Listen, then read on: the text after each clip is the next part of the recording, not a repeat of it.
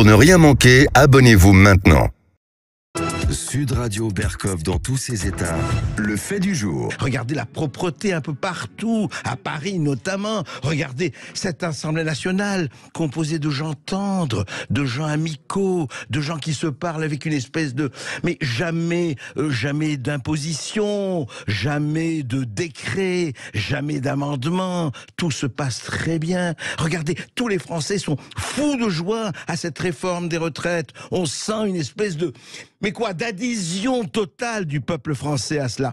Mais pourtant, il y a quand même des choses qui ne vont pas. On va en parler avec Gilles Platré. Bonjour. Bonjour, André. Gilles Platré, vous êtes maire LR, je le rappelle, de Chalon-sur-Saône, conseiller régional de Bourgogne, président du groupe Laïcité. Et la première question que je voulais vous poser, et je le disais, on l'a lu beaucoup, vous la posez, mais si vous étiez aujourd'hui député, vous voteriez la motion de censure transpartisane? Si j'avais été député, j'aurais voté contre le texte et je voterai cet après-midi sans aucun doute et sans aucune hésitation la motion de censure. Pour une simple et bonne raison, c'est que il y a plusieurs bonnes raisons de voter cette motion. Il y a une raison technique, c'est que le gouvernement a essayé de passer en force, vous l'avez dit souvent sur cette antenne, en s'appuyant sur tous les articles de la Constitution pour essayer de scléroser le débat, a commencé d'ailleurs de présenter cette réforme qui est une réforme fondamentale, tout le monde le sait, qui remet en cause, alors à juste ou mauvais titre, mais qui remet en cause une partie de notre contrat social par un véhicule législatif qui est un projet de loi rectificatif des finances de la sécurité sociale. Donc en fait, c'est une façon de passer en douce, voyez, un peu inaperçu. Ça, c'est la raison technique. Il y a une raison politique, c'est que depuis juin 2022, le gouvernement n'a pas de majorité. C'est inédit dans l'histoire de la Ve République que, ayant élu un président de la République au mois de mai, on le contraigne un mois plus tard, pas plus, à ne pas avoir de majorité pour exécuter le programme pour lequel il a soi-disant été élu. Puis il y a une raison qui pour moi est encore plus forte que les autres, c'est une raison nationale.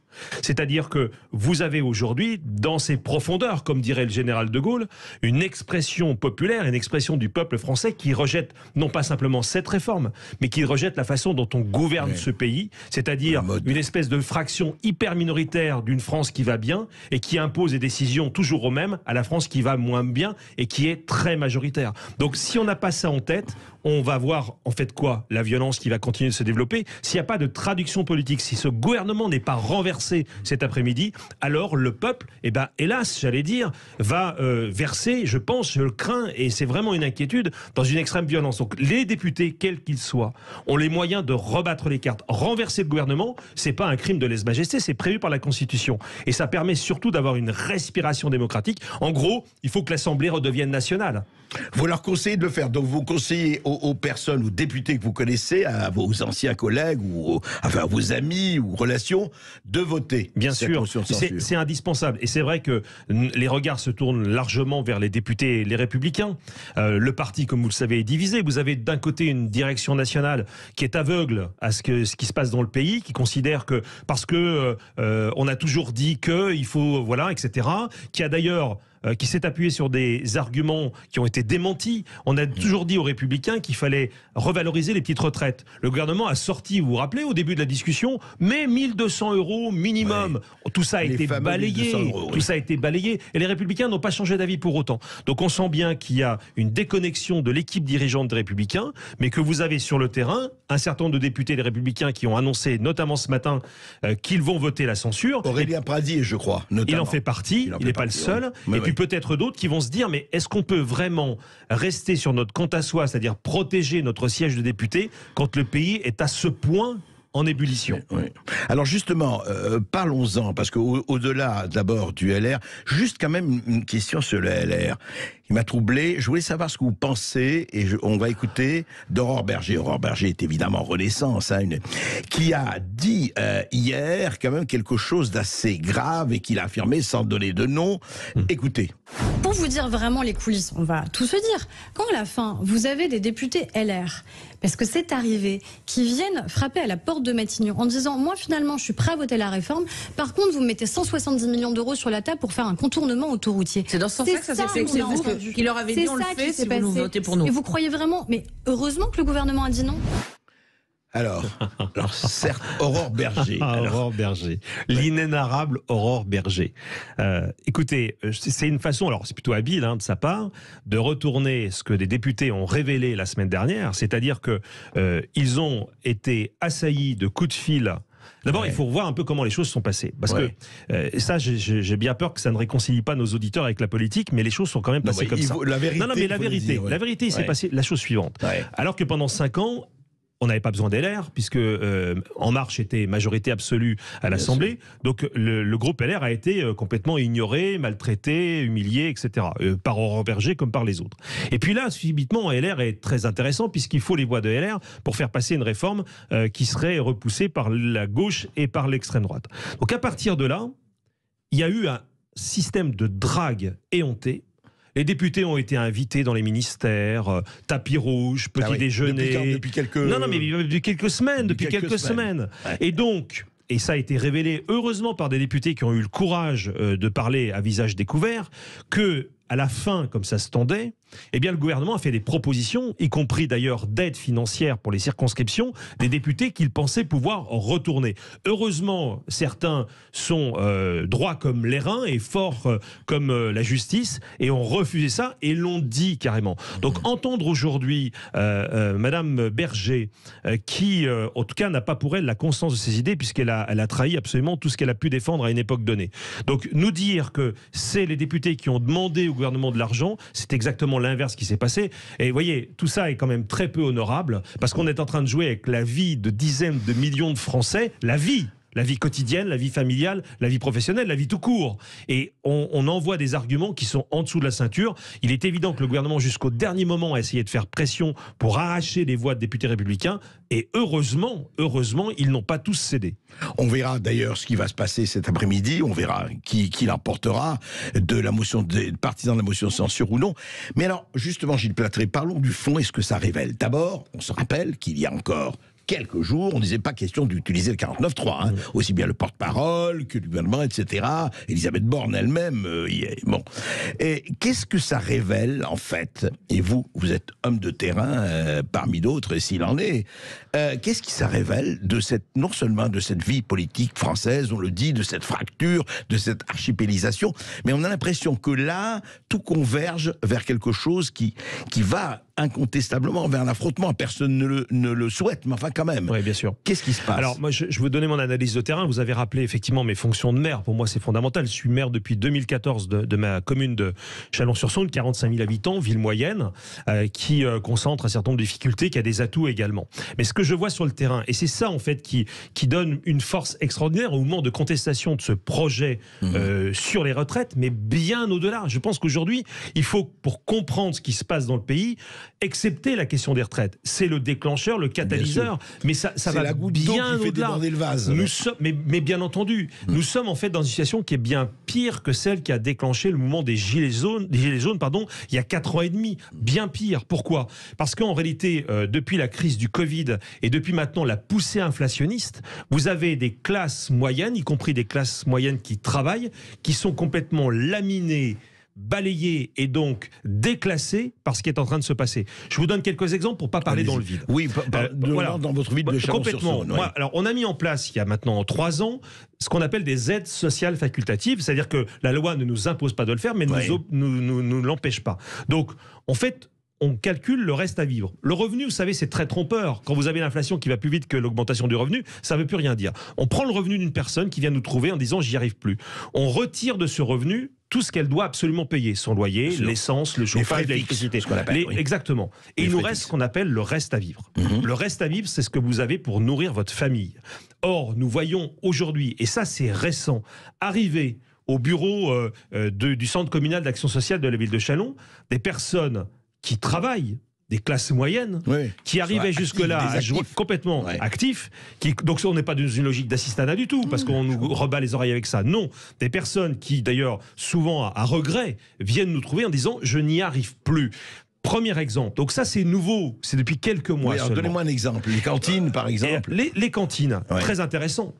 On note depuis 3 mois une explosion du nombre d'enfants qui fréquentent les cantines. Il faut vous dire qu'à Châlons, on a décidé de ne pas répercuter sur le prix qu'on facture aux familles l'inflation. C'est-à-dire que nous, on a dit, pour protéger le pouvoir d'achat, on maintient le même prix et on va faire des économies de fonctionnement par ailleurs pour finalement financer ce surcoût. Donc on ne le fait pas payer aux familles.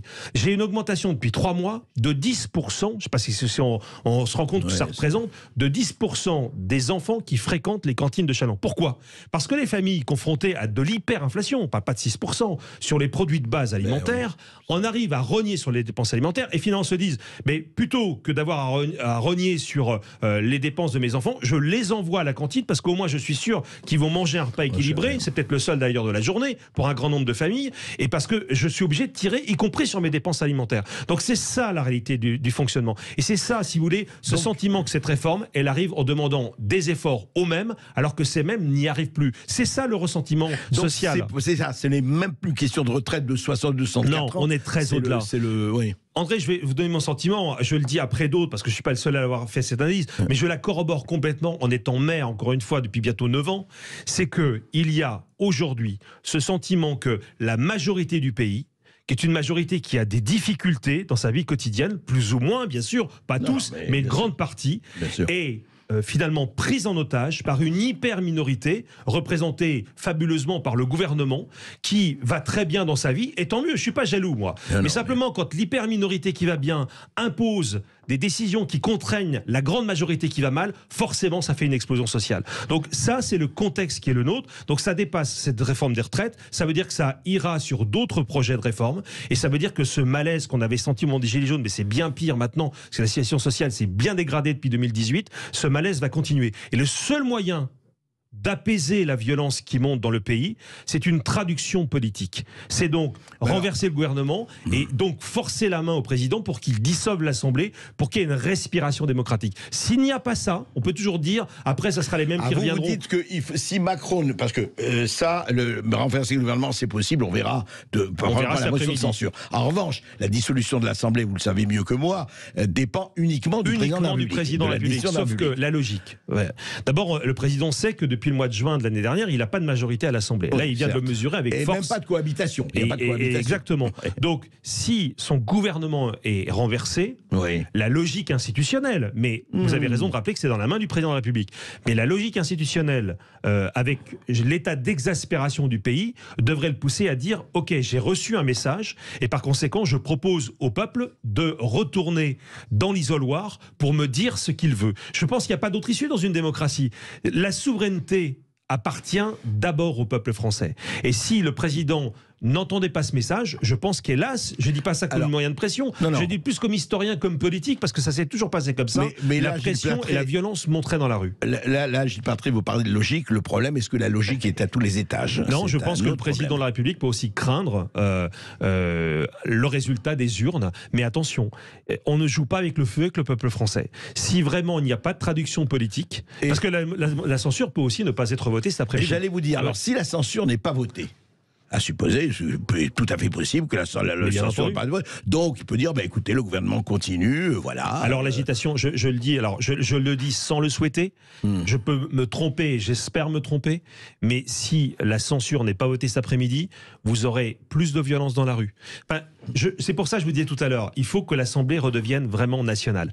2/3 des députés ont été élus en juin 2022, sur un programme d'opposition à M. Macron, y compris les Républicains. Je me permets d'insister là-dessus. Il n'est pas un candidat républicain qui n'ait été opposé, et j'ai été candidat à ce moment-là, qui n'ait été opposé à un candidat macronien. C'est-à-dire que nous avons tous fait campagne contre la politique que voulait mener M. Macron. Donc ça veut dire qu'il y a, avec NUPES, avec le RN, avec un certain nombre de non-inscrits ou de chez Elliott, il y a une majorité qui s'oppose au gouvernement. Comment voulez-vous que ça tienne longtemps dans une démocratie qui se respecte? Gilles Patry, on vous répondra à ce que vous répondent les gens de Renaissance en disant oui, mais enfin, vous n'allez pas me dire qu'avec RN, NUPES et les LR, vous faites une majorité, vous êtes, c'est l'alliance de la carpe ça les arrange. Ça les arrange de dire ça. Il ne s'agit pas de constituer pour le moment une majorité gouvernementale. Il s'agit simplement de faire en sorte que l'Assemblée représente vraiment la nation qu'elle est censée. Mais c'est une évidence. Enfin, nous sommes dans un système démocratique. Il n'existe pas, mais reprenons l'histoire. Il n'existe pas de système démocratique qui puisse durer longtemps contre l'avis majoritaire du peuple français. Cet avis peut varier, les motivations peuvent être différentes les unes des autres. Quand vous votez contre M. Macron, vous votez à gauche, à droite, etc. Mais il n'en reste pas moins que M. Macron n'est pas majoritaire à l'Assemblée et que ça ne peut pas tenir. Ça veut dire quoi, André Berkoff? Ça veut dire qu'il ne fera rien passer pendant les 4 ans qu'il nous reste. C'est juste pas possible. Donc il y a besoin à un moment donné, enfin c'est une nécessité historique, politique, d'une respiration démocratique. Ça c'est si on est logique. Maintenant on vous rappellera qu'en 22 tout le monde a voté Macron. Enfin tout le monde. Oui écoute, moi je l'ai pas fait puisque et pas plus qu'en 17 au deuxième tour j'ai voté blanc et je ne le regrette pas. J'ai pas cédé aux sirènes de tous sauf voilà vous savez qui. Donc à un moment donné je ne pouvais pas voter pour M. Macron et je vous le dis bien dès 2017 parce qu'il me semblait très honnêtement qu'il nous conduisait dans le mur. Je pensais pas que ça allait être à ce point-là. Alors justement, je crois que nous avons Mehdi de Bordeaux qui voudrait... Mehdi, bonjour, qui voudrait prendre la parole. Bonjour Mehdi. Oui, bonjour Monsieur Berkoff, bonjour Monsieur Plâtrier, à tous les auditeurs. Plâtré, pas Plâtrier. Pardon, encore ça aurait pu être, c'est une profession très honorable. Hein. Excusez-moi. Non, je vous en prie. Alors moi j'avais juste une question pour Monsieur Plâtré. En fait, je voulais savoir, est-ce que nous, peuple, et vous, élites politiques, nous ne sommes pas en train de récolter ce que nous avons semé à travers ces élections, enfin toutes les élections qui sont passées, ou majoritairement des élections présidentielles, où nous ne votions pas pour un programme, nous votions pour faire barrage à un autre candidat. C'est-à-dire on avait en quelque sorte un épouvantail et à côté de ça un sauveur, et ce qui laissait, on va dire, les autres candidats ou les candidats élus dans une flemme politique, en se disant que si je joue avec tel adversaire en finale, c'est la victoire réussie. Donc ils ne jouaient plus sur le programme, mais ils jouaient plus sur affronter quelqu'un en finale. D'accord, voilà. Mehdi. Question très claire, effectivement. C'est une question qui soulève, enfin à mon avis, une remarque qui est ultra pertinente, c'est-à-dire que alors, je vais être très clair, je ne remets pas en cause la légitimité d'Emmanuel Macron, bien sûr. Mais il est quand même nécessaire de constater que tant en 2017 qu'en 2022, il a été élu non pas pour lui, mais contre quelqu'un. Et nous, on a quand même vu monter de 2017 à 2022 cette espèce de polarisation que certains ont bien entretenue de la vie politique en disant Macron-Le Pen, Macron-Le Pen. Alors après, on va être très clair, moi j'appartiens à une famille politique, j'y appartiens encore, vous avez bien senti, je ne suis pas vraiment en phase avec la direction nationale des Républicains. C'est le moins qu'on puisse dire. C'est le moins qu'on puisse dire, mais j'appartiens quand même à cette famille politique qui a pas su faire émerger le bon profil de candidat. Enfin, on a quand même été très très fort pour attendre un Messi qui n'est jamais venu, et puis finalement pour propulser quelqu'un qui nous a ramené en dessous de 5%. Donc, je reviens quand même sur la question. Je reviens sur la question de Mehdi. Oui, il est certain que tant que mais ça, c'est un problème collectif, c'est-à-dire comment la classe politique fait émerger des profils qui correspondent aux attentes des Français. C'est ça le sujet. Eh bien, aujourd'hui, on voit bien qu'on est en panne là-dessus et que c'est une vraie interrogation démocratique et que si M. Macron avait été élu pour lui-même plutôt que contre quelqu'un qui a servi d'épouvantail, eh bien, on n'en serait peut-être pas là. Mais ça, c'est pas ce qui s'est passé et il a raison, en tout cas, de poser cette question. C'est vrai, mais Gilles Plâtré, dernière question qui vous concerne, qui vous intéresse et qui vous parle. Est-ce que, franchement, le problème aujourd'hui, il ne s'agit pas de changer de République ou tout ça, c'est pas le problème. Mais quand même, la constitution de la Ve République, faite par le général de Gaulle, et ne correspondait-elle pas à un moment, et à des hommes en tout cas, qui avaient effectivement, s'étaient taillés sur un certain costume, s'étaient gardés d'Algérie, etc. Je m'explique. Est-ce qu'il n'y a pas aujourd'hui, pour le président de la République, quel qu'il soit, est-ce qu'il n'a pas trop de pouvoir? Le pouvoir de dissoudre, le seul pouvoir de dissoudre, le pouvoir de diriger le Conseil des ministres, c'est pas le chef de gouvernement qui dirige, alors que ça devrait être lui qui dirige et conduit la politique de la nation, c'est le président de la République. Est-ce qu'aujourd'hui, le rôle d'un président de la République, compte tenu de tout ce qui se passe et que vous connaissez, est-ce qu'il n'est pas à revoir? Alors, j'aurais tendance à vous répondre non. Alors, bien sûr, il y a des éléments qui plaident dans votre sens, en disant finalement, tout ça est trop grand pour nous, parce que c'est en gros ça. C'était fait pour De Gaulle, par De Gaulle et pour De Gaulle, et tout ça ne tient pas. Moi, je pense qu'il y a une façon, en fait, il ne faut pas ramener la Constitution à hauteur de la médiocrité d'une certaine classe politique. Il faut élever la classe politique à hauteur de la Constitution. Et ça veut dire quoi? Non mais, alors, je suis bien d'accord, c'est beaucoup plus compliqué. Ça veut dire quoi? C'est que, et là, on a besoin à un moment donné que le peuple français s'exprime aussi. Moi, je crois au génie de la nation. Alors, c'est très ringard tout ça. Je crois qu'il y a une force en France qui est capable de ramener la classe politique à plus de raison. Ça commence peut-être cet après-midi. Peut-être que ce 20 mars sera une date historique où l'Assemblée va vraiment redevenir nationale en votant la motion de censure. Ça serait complètement historique depuis 62. Je dis simplement la chose suivante. Je suis fondamentalement patriote. Je crois que la France a besoin, pour être au niveau où on la souhaite, où elle a été pendant des siècles et des siècles, je ne ramène pas ça qu'à De Gaulle, elle a besoin de femmes et d'hommes d'exception. C'est quoi un homme? C'est pas un extraterrestre. C'est quelqu'un qui fait passer la force de ses convictions avant ses intérêts personnels. C'est quelqu'un qui dit, moi, ce qui compte par-dessus tout, c'est la France. C'est pas le reste. Ça collectif, je pense, l'individuel. je vais le dire très modestement, on est quand même un certain nombre encore à tenir ce langage. Je suis pas l'homme providentiel, c'est pas ce que je suis en train de vous dire du tout. Je dis simplement, il y en a, vous les connaissez. Quand vous voyez des sénateurs comme Alain Houpert, qui vient de temps en temps à votre micro, qui est capable, contre pratiquement toute la majorité du Sénat, de voter contre le projet de réforme. Voilà des hommes qui ont de la trempe. Vous avez des femmes et des hommes qui croient encore que la conviction a un rôle à jouer. Eh bien, il faut s'appuyer là-dessus, se réorganiser et les faire triompher demain. Et vous savez ce que disait Winston Churchill, Gilles Platré? Il disait la différence entre un politicien et un homme d'État. L'homme d'État pense aux futures générations, le politicien pense à sa réélection. Eh bien voilà. Eh bien, il faut les retrouver, ces hommes d'État. C'est jamais perdu. Vous savez, la France, c'est des hauts et des bas. Et il y a toujours, si on croit dans l'histoire de ce pays, on croit qu'il peut y avoir à un moment donné un ressort au fond de l'abîme. C'est ce que De Gaulle a cru. C'est ce que d'autres ont cru pour sauver l'honneur. Aujourd'hui, il faut sauver l'honneur. Ça commence cet après-midi. Eh bien, on verra cet après-midi s'il y a le sursaut, comme vous dites. Merci, Gilles Platré. Merci à vous, André Berkoff.